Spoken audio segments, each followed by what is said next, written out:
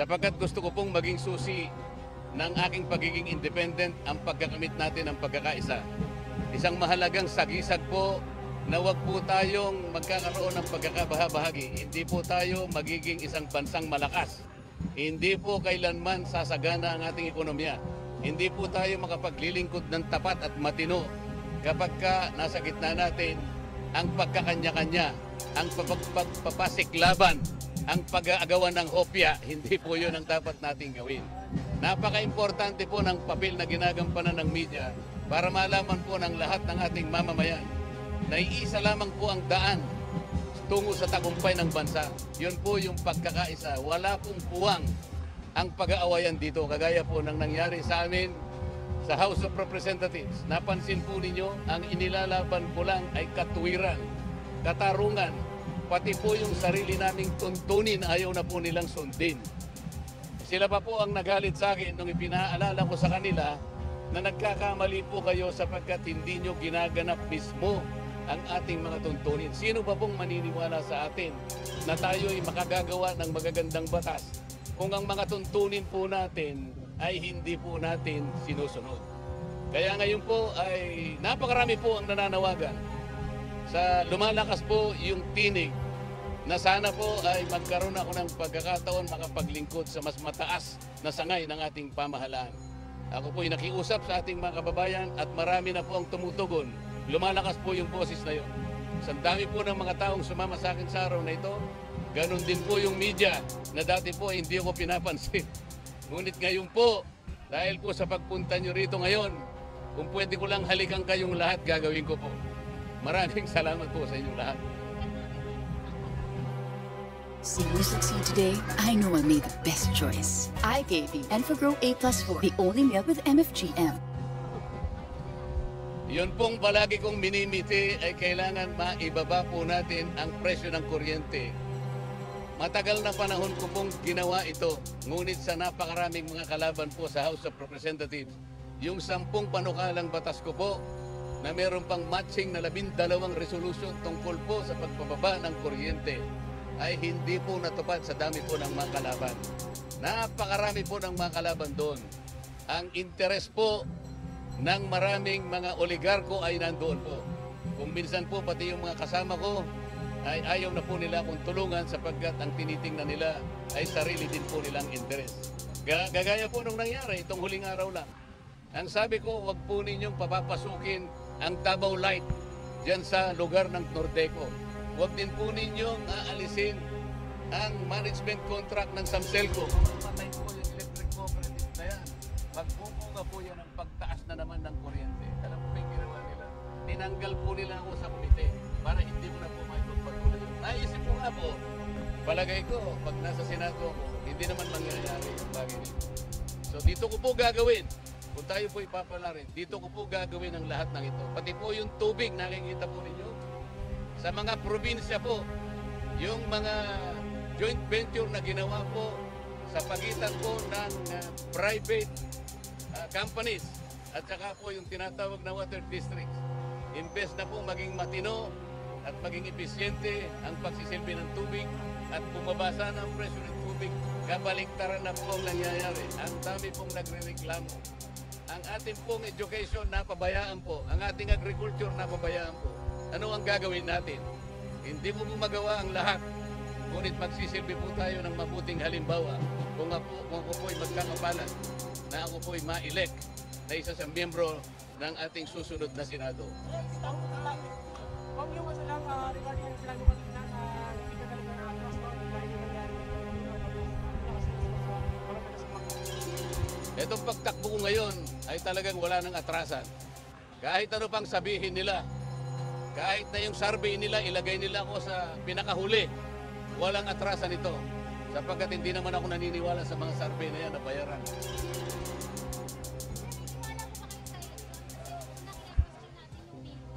Meron po, nakita ko po yung pag-asa. Nakausap ko po yung pinaka-mataas na opisyal ng ating COMELEC. At mula sa kanya, nakita ko po yung kanyang katapatan nung kami po ay magpulong. At ako po ay naniniwala na kailangan po natin silang bigyan ng pagtitiwala.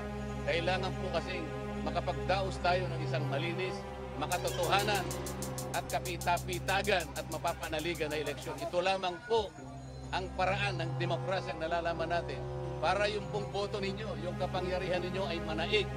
Hindi po mabuti na yung boto ninyo na pinagsama-samang boto ay mapapaliwala. Ngayong araw na ito, magmula po noong October 1, napansin ninyo, ang dami pong tao ang pumunta rito para mag-file ng kanilang COC. Sana po maintindihan ninyo ang kahalagahan ng pagpapile ng COC. Ang dami pong mga tao ngayon lang, nakita po natin ang mga kasabay ko na nag-file ng COC. Ang ibig pong sabihin niya, nagtatangka na naman sila. At sila'y nag-uumpisa na pumirma ng kasunduan sa inyo sapagkat sila ay maglilingkod sa inyo. Ngunit yung kontrata na yun, sagrado po yun. Hindi po makukumpleto yung kasunduan na yan, yung kontrata, kapag yung boto hindi po nyo ibinigay.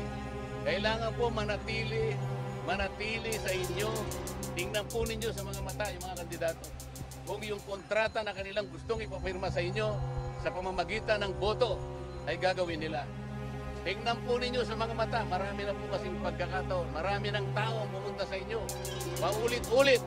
Ngunit yung kontrata ay hindi tinupad. Hanggang ngayon, marami pa tayong problema. Yun po ang kahalagahan ng pag-file ng COC. Kontrata nila sa taong bayan, kailangan po nilang panagutan.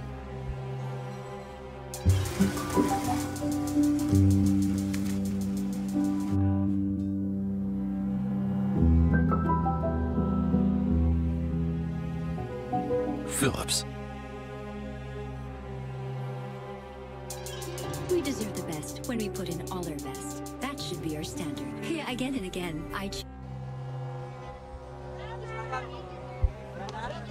Salamat po.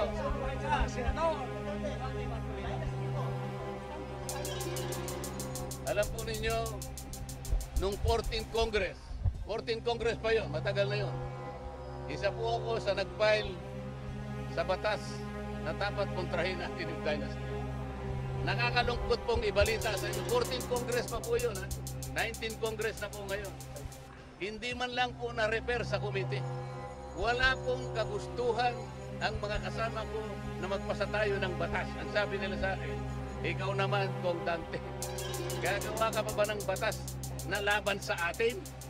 Tayo mismo, interest natin ang nilalabanan mo, hindi ganun ang saligang batas. Sabi na saligang batas, bigyan po natin ang pagkakataon ng lahat ng Pilipino na makapagsilbi sa ating bansa. Wala po tayong monopolyo. Hindi po pwede ang isang pamilya, 3 ang senador, 2 ang senador, mag-ina, magkapatid. Hindi po dapat mangyari yun. Ngunit, may kasalanan din po kasi ang taong bayan. Kaya ang sabi ko po sa inyo, baka tingnan po ninyo yung kontrata, tanongin nyo po sila, lalong-lalo na po, yung maraming beses nang pumunta sa inyo para ipapirma sa inyo yung kontrata. Yung boto po ninyo ay yun po yung signature nyo sa kontrata. Bago po kayo pumirma, tandaan po ninyo, tingnan po nyo sila sa mga mata. Tanungin nyo, pangatlo mo nang punta sa akin, pang-apat na. Itong kontrata ba'y pinanagutan mo? Tingnan po ninyo at pakinggan po ninyo kung anong sagot nila. Bahala na po kayo kung pipirma ba kayo ng kontrata. Dapat po pumirma kayo ng kontrata sa bago na lang. Sa bago, baka sakaling magkaroon po kayo ng pagkakataon, mag-iba ang buhay natin. Ano po? Kung kinakailangan po para panagutan nila yung katwiran na lahat po ay hindi nagdodroga, hindi lang hair follicle siguro, pati kuko siguro. Kung kinakailangan po, kailangan kasi ipakita nila na hindi lamang sapat ang kanilang kakayahan, pati po yung karangalan, pati po yung dignidad na angkop sa kanilang posisyon na kanilang gustong ibigay sa kanya at kapangyarihan, dapat po ay panatilihin po yung pagtitiwala sa kanila. Masasabi niyo po sa pagkita ni PRRD na hindi na tutuloy sa pagpamilya sa Davao at hindi na lang tutuloy sa Montex. Ano masasabi mo? Siguro tanungin natin si PRRD sa kotse. Hintayin na lang natin siya. Hintayin natin siya. Maraming salamat po. nag-uusap kami, palagi naman kaming nagkikita at nag-uusap ni Pangulong Duterte. At siyempre, dating Pangulo yan, hindi mo rin naman matatawaran yung pagmamahal sa bansa sa Pilipino. Hindi may iwasan pag-usapan ang mga kasalukuyang kaganapan sa bansa, yung palalang issue ng korupsyon, at siyempre hindi rin may pag-usapan ng politika sapagkat as we all know, today is the last day to file the candidacy for all elected positions for the midterm.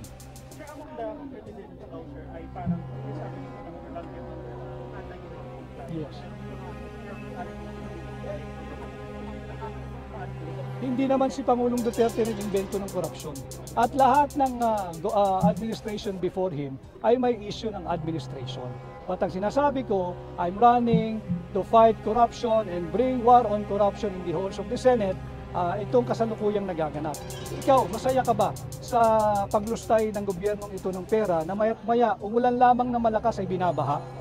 Yun ang aming dala-dala ngayon ditong plataforma at kami iikot sa hakbang ng maisog upang dalhin yung mga totoong issue sa ating mga kababayan. Kinakailangan malaman natin kung anong nakataya dito sa midterm election. Hindi tayo papayag na dapat tahimik lamang sapagkat alam ho ninyo what is at stake for the country in this midterm election.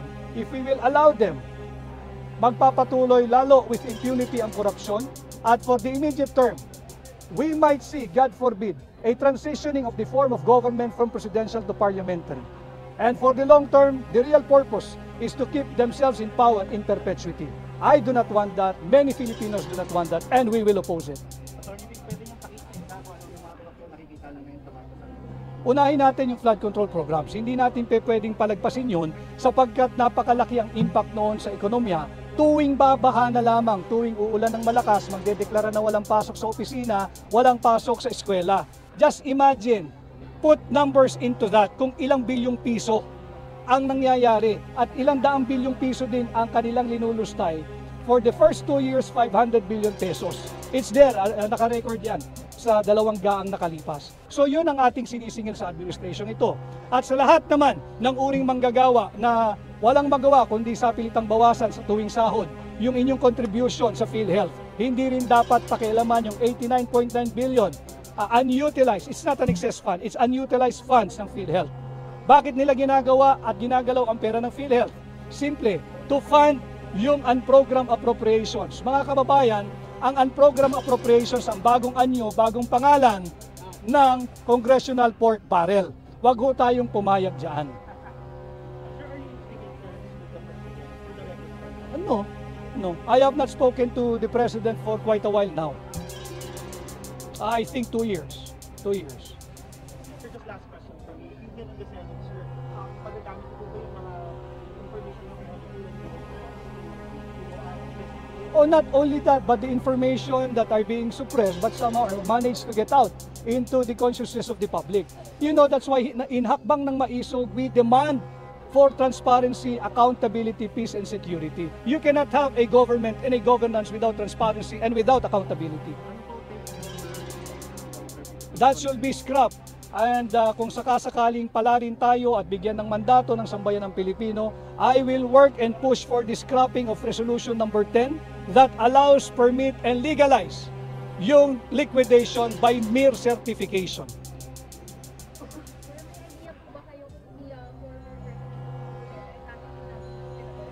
He already filed as mayor.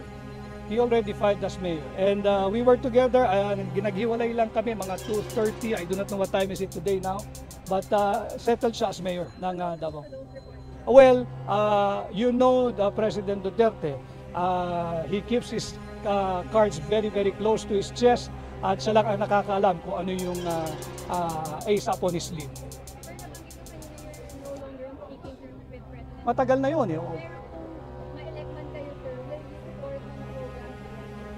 Basta't mabuti yung programa ng administration, basta't ito ay hindi papunta sa korupsyon that will lead us to perdition, I will support any administration.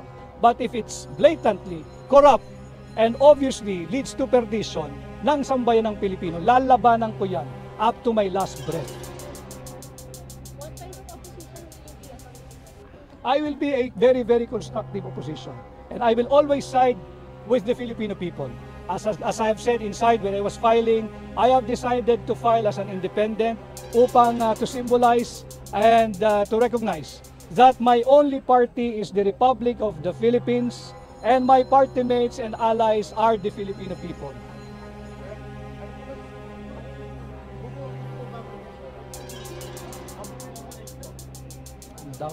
Provincial rate. Provincial rate? Huh? Provincial rate.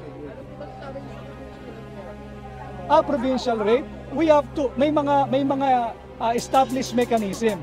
We have to hear them first. Wala tayong magagawa, maraming proposal, but we have to go through the established mechanism when it comes to wage increase or wage hike. So we'll listen to them. Okay?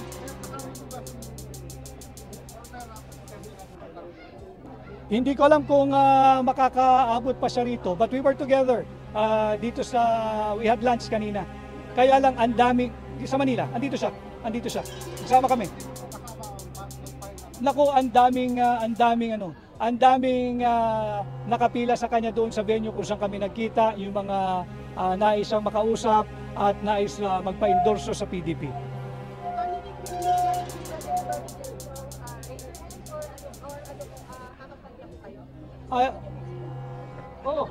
Miss Cathy Bina, so, yeah, the fact that they're here and wearing black, I think, malinaw na sila ay tutulong at isusulong ang ating kampanya at tayo ikakampanya.